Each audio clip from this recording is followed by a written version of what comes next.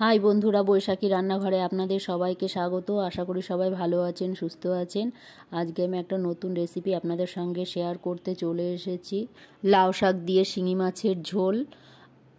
এই রেসিপিটি স্বাস্থ্যকর এবং শরীরের পক্ষে খুবই উপকারী, আর এটা খেতেও খুব সুন্দর হয়। এখানে আমি শিঙি মাছ কেটে লবণ হলুদ মাখিয়ে নিয়েছি, আর এই যেখানে লাউ শাক নিয়েছি, আলু, পেঁপে, কলা আর টমেটো নিয়েছি। কড়াই গরম করে সর্ষে তেল দিয়ে দিয়েছি। এবার মাছগুলো ভেজে নেব। মাছগুলো কিন্তু খুব ফোটে ঢাকা দিয়ে ভাজতে হবে। এই যে আমার মাছগুলো ভাজা হয়ে গেছে, এবার আমি তুলে নেব।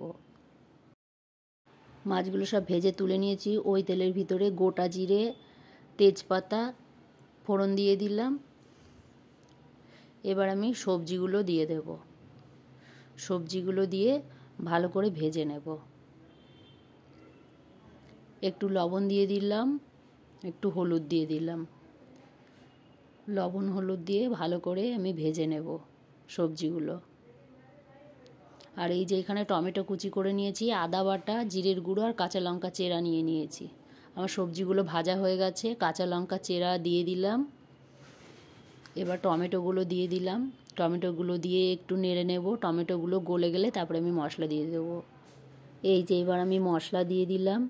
জিরের গুঁড়ো, আদা বাটা, লঙ্কা বাটা, ভালো করে মশলা দিয়ে এবার কষিয়ে নেব। এই যে আমি কষিয়ে নিয়েছি। এবার আমি লাউ শাকগুলো দিয়ে দিলাম। লাউ শাকগুলো দিয়ে আর একটু কষিয়ে নেব, আরও 2-3 মিনিট।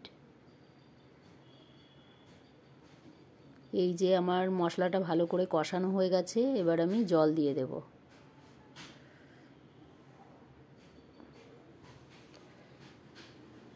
মাছের ঝোলটা একটু ঝোল হয়, সেই জন্য আমি একটু বেশি করেই ঝোল দিয়েছি। পরিমাণ মতো হলুদ দিয়ে দিলাম, পরিমাণ মতো লবণ দিয়ে দিলাম। এই যে ঝোলটা ফুটে উঠেছে, এবার আমি ভাজা মাছগুলো দিয়ে দিলাম। ভাজা মাছগুলো দিয়ে আরও 4-5 মিনিট ফুটিয়ে নেব। এই যে হয়ে গেছে, এবার নামিয়ে দেব। এই যে লাউ শাক দিয়ে শিঙি মাছের ঝোল তৈরি হয়ে গেছে। এই রেসিপিটি আপনাদের যদি ভালো লেগে থাকে একটা লাইক, কমেন্ট এবং প্রচুর শেয়ার করবেন। আমার এই চ্যানেলে যেই বন্ধুরা নতুন, সাবস্ক্রাইব করে দেবেন, পাশের বেল আইকনটি প্রেস করে দেবেন নতুন নতুন রেসিপির ভিডিও পেতে। আপনারাও বাড়িতে এইভাবে তৈরি করে দেখুন, খেতে কিন্তু খুবই সুন্দর হয়।